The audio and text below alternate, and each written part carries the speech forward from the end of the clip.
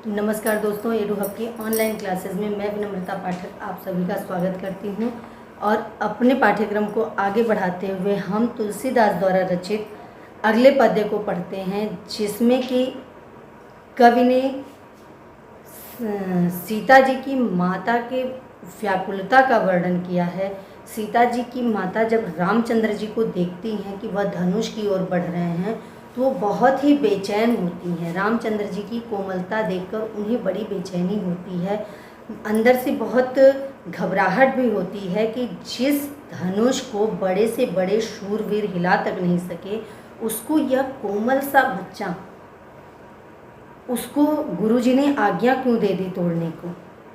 और वह क्या यह यहाँ खेल तमाशा करवाना चाहते हैं?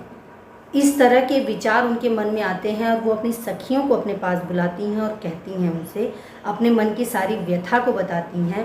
तो आइए देखते हैं किस प्रकार बताती हैं। राम ही प्रेम समेत लख सखिन समीप बुलाय, सीता मातु स्नेह बस बचन कहहि बिल खाय। यानी राम ही प्रेम समेत लख, रामचंद्र जी को बड़े प्रेम से देखकर श्री राम को बड़े वात्सल्य से भरे हुए, वात्सल्य से परिपूर्ण माता श्री राम को देखती हैं और कहती हैं, अपनी सखियों को पास बुलाती हैं और क्या कहती हैं, सीता मातु स्नेह बस बचन कहै बिल खाय। यानी वह बड़ी व्याकुल हैं, बेचैन हैं और अपनी बात को कहती हैं। क्या कहती हैं कि यहाँ क्या कोई तमाशा हो रहा है? क्या हमारी पुत्री के स्वयंवर को इन लोगों ने खेल बना लिया है कि किसी को भी बुला दे रहे हैं यहाँ पे धनुष भंग करने के लिए? यानी वो अंदर से बेचैन हैं। एक तो उन्हें इस तरह की पीड़ा हुई कि बड़े से बड़े राजा महाराजा इस धनुष को हिला नहीं पाए, तो ये सुकुमार सा बालक क्या कर पाएगा?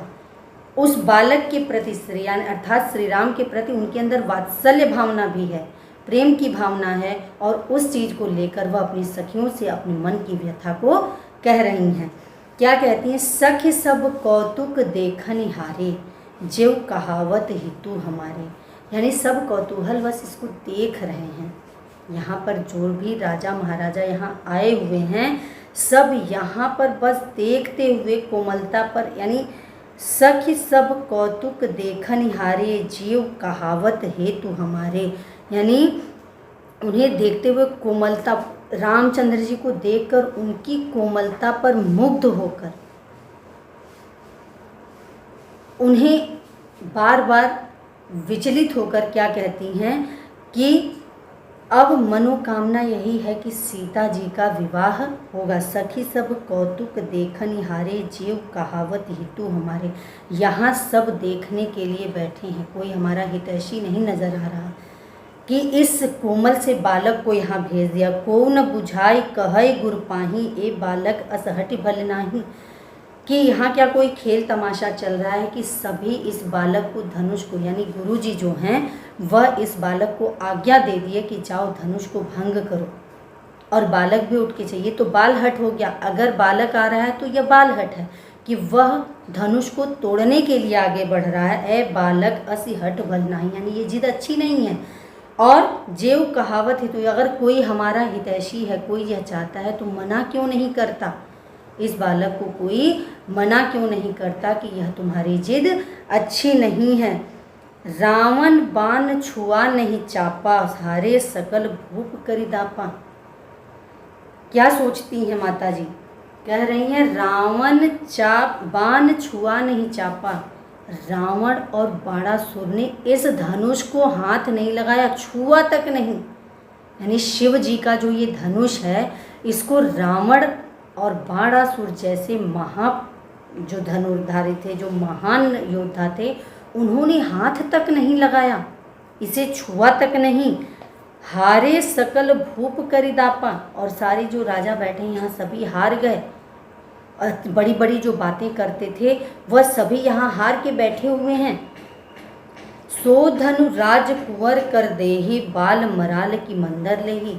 उस धनुष को, यानी जिस धनुष को बड़े बड़े जो योद्धा थे वो नहीं उठा पाए, उस धनुष को इस बालक के हाथ में दे दिया। सो धनु राज कुंवर कर देहि, यानी उस धनुष को राजकुंवर के हाथ सौंप दिया इन्होंने। बाल मराल की मंदर ले, क्या हंस का बच्चा क्या कह रही हैं, क्या हंस का बच्चा मंदराचल पर्वत को उठा सकता है। ये तो वही बात हो गई कि जहाँ से सभी योद्धा हार कर चले गए, वहाँ पर छोटे से यानी तमाशा कर रहे हैं, खेल कर रहे हैं, छोटे से बच्चे को भेज दिया कि अब कोई नहीं इस धनुष को उठा सकता, जाओ तुम इस धनुष को उठाओ और तोड़ो या प्रत्यंचा चढ़ाओ। तो ये तो गलत हुआ ना।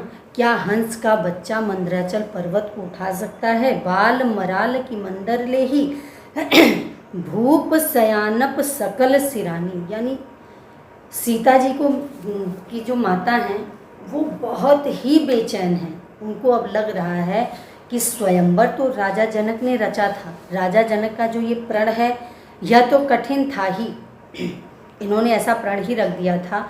लेकिन अब जो हो रहा है यह एक तमाशा हो रहा है, यहाँ राजा का और उनकी पुत्री का मजाक बनाया जाएगा।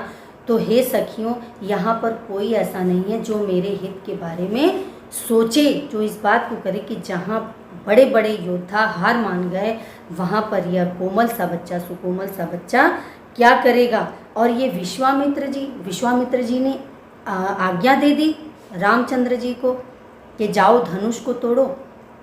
वह अपनी मन की व्यथा को कहती हैं। फिर अगली पंक्ति में वो क्या कह रही हैं, भूप सयानप सकल सिरानी, सख विधि गति कथु जात न जानी। यानी जनक जी के लिए कहती हैं भूप सयानप, यानी इनकी जो ज्ञान थी, इनका जो ज्ञान था, इनका जो सयानापन था, इनकी जो समझदारी थी वो लग रहा है समाप्त हो गई है। क्या कह रही हैं कि इनका जो ज्ञान था, इनकी जो समझदारी थी, इनका जो सयानप था वो समाप्त हो गया है। सखी धी गति कछु कहत न जानी, यानी हे सखियों, विधि का क्या लेख है यह कुछ समझ नहीं आ रहा है, यह कोई नहीं जानता कि क्या है विधि का विधान, अब क्या होगा। बोली चतुर सखी मृदुबानी, उसी में से उनकी एक सखी ने बड़े मीठे वचन बोला। यानी जब उन्होंने देखा कि माता बहुत विचलित हैं तो उन्होंने बड़े मीठे वचन से, बड़े शांति से उनको बोला। और क्या कह रही हैं, बोली चतुर सखी मृदुबानी, तेजवंत लघु गणीय नरानी, कि एक तेज की तुलना, यानी किसी की तुलना किसी से नहीं की जा सकती। क्या कह रही हैं कि रानी, आप विधाता की करनी कोई नहीं जानता। और क्या कह रहे हैं, तेजवान व्यक्ति चाहे उम्र में छोटा हो, यानी तेजवंत लघु गणीय रानी, तेजवान व्यक्ति यदि उम्र में छोटा है तो इसका मतलब वह यह नहीं है कि वह तेज नहीं है। यानी उम्र कहीं भी मैटर नहीं करता। अगर आप तेज हो, आपके अंदर कौशल है, तो उम्र वहाँ पर नहीं आता। क्या कह रही है, तेजवंत लघु गणीय नरानी, यानी तेजवान मनुष्य को उसकी उम्र के हिसाब से नहीं आंकना चाहिए। कह कुंभज कह सिंधु अपारा, सोशेव सुजसु सकल संसारा, यानी जो एक घड़े से उत्पन्न अगस्त्य ऋषि थे, उन्होंने अपने पराक्रम से पूरे सिंधु को सोख लिया।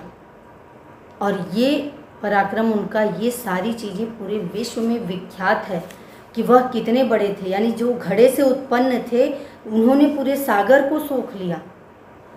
तो किसी की तुलना किसी से नहीं, यानी किसी के छोटे या बड़े होने से उसकी जो विद्वता है, उसका जो पराक्रम है, उसका जो शौर्य है वह आंका नहीं जा सकता। क्या कहते हैं, रवि मंडल देखत लघु लागा, उदय तासु त्रिभुवन तम भागा। कितनी बड़ी बात कही उनकी सखी ने कि रवि मंडल, यानी सूर्य का जो घेरा है, सूर्य देखने में, सूर्य का घेरा, हम जब आकाश की तरफ देखते हैं तो हमें सूर्य इतना बड़ा ही दिखाई देता है।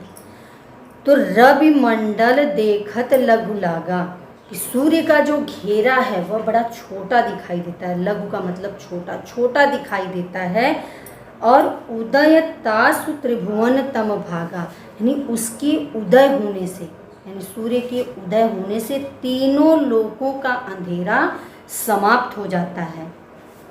अर्थात उनकी सखी के कहने का तात्पर्य यह था बच्चों कि हे सखी, वो उनको सांत्वना दे रही थी सीता जी की माता को। और कह रही थी तुम परेशान मत हो, विचलित मन हो, अपने मन को शांत करो। किसी की उम्र से उसके शौर्यता का या उसकी वीरता को आंकना बड़ा मुश्किल है। यानी ये नहीं, ऐसा सही नहीं है कि आपने रामचंद्र जी को एक सुकोमल बालक देखा तो आप ये समझ लीजिए कि ये कुछ कर ही नहीं सकते, तो ऐसा मत सोचो। जिस प्रकार घड़े से उत्पन्न अगस्त्य ऋषि ने, सिंधु कितना बड़ा होता है, सागर कितना बड़ा होता है, लेकिन उन्होंने उसे अपने पराक्रम से सोख लिया, तो उनके तेज से, उनका जो तेज है, उनका जो पराक्रम है वो पूरे विश्व में विख्यात है। जिस तरह छोटा सा दिखने वाला सूर्य जब उदय होता है तो तीनों लोगों का अंधकार समाप्त हो जाता है, उसी प्रकार हे सखी, राम को छोटा मत समझो, राम को सुकुमार बालक मत समझो। यह बालक बहुत तेज है और यह हो सकता है कि धनुष को भंग करे और सीता का स्वयंवर इसी के साथ हो। तो पूरी पंक्ति में बच्चों, सीता जी की माता बड़ी बेचैन है। पहले तो एक वात्सल्य रस है, राम के सौंदर्य को, उनकी कोमलता को देखकर बड़ा प्रेम उमड़ता है उनके हृदय के अंदर, यह वात्सल्य रस का रूप है। और उसके बाद उन्होंने जो चिंता प्रकट की है कि जिस धनुष को रावण और बाणासुर जैसे महापुरुष यहाँ आए और उन्होंने हाथ नहीं लगाया, उस धनुष के लिए विश्वामित्र जी ने इस कोमल से बालक को कैसे आज्ञा दे दी कि जाओ धनुष को भंग करो। क्या राजा जनक जी की पूरी समझदारी नष्ट हो चुकी है, समाप्त हो चुकी है, कि उन्हें कुछ समझ ही नहीं आ रहा कि यहाँ खेल तमाशा करवा रहे हैं वो? चलो ऋषि ने आज्ञा दे दी, ये बात तो समझ में आती है, तो राजा को तो मना करना चाहिए। तो राजा ने यहाँ तमाशा करने की सोच रखी है। और फिर तब उनकी सखी उन्हें समझाती है और कहती है कि किसी को देखकर, किसी की उम्र से उसकी शौर्यता को या उसके पराक्रम को नहीं आंका जा सकता। हो सकता है ये रामचंद्र जी इतने पराक्रमी हो कि ये धनुष को तोड़ दें और सीता का स्वयंवर उन्हीं के साथ हो।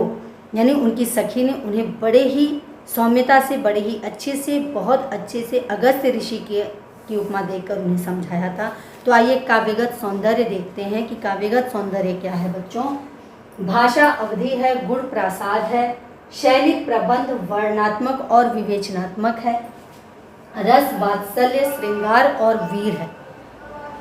वात्सल्य, जब सीता जी की माता का राम के प्रति जो स्नेह उत्पन्न होता है वहाँ वात्सल्य रस है। श्रृंगार रस मिलन के लिए है और वीर रस अगस्त्य ऋषि के बारे में जो वर्णन हुआ है वहाँ पर वीर रस का है। छंद दोहा और चौपाई है, शब्द शक्ति अभिधा और रचना है। अलंकार बच्चों अनुप्रास, रूपक और दृष्टांत अलंकार है। अब किन किन पंक्तियों में ये अलंकार हैं ये देखिए। तो अनुप्रास अलंकार आपका है, राम ही प्रेम, सखिन समीप, वचन बच। ये जो पंक्तियां हैं जहाँ स वर्ड की आवृत्ति हुई है, र वर्ड की आवृत्ति हुई है, ये सारी पंक्तियों में अनुप्रास अलंकार है। दृष्टांत, रावण बाण हुआ नहीं चापा, यानी रावण और बाणासुर के लिए जो वर्णन हुआ है यहाँ रूपक अलंकार है। दृष्टांत अलंकार है। बाल मराल की मंदर लेही, यानी क्या हंस का बच्चा मंदराचल पर्वत को उठा सकता है, यहाँ रूपक अलंकार है। और भूप शयानक सकल सिरानी आदि में अनुप्रास अलंकार है। तो बच्चों अगले पद में मिलते हैं अगले वीडियो में। तब तक के लिए धन्यवाद और नमस्कार।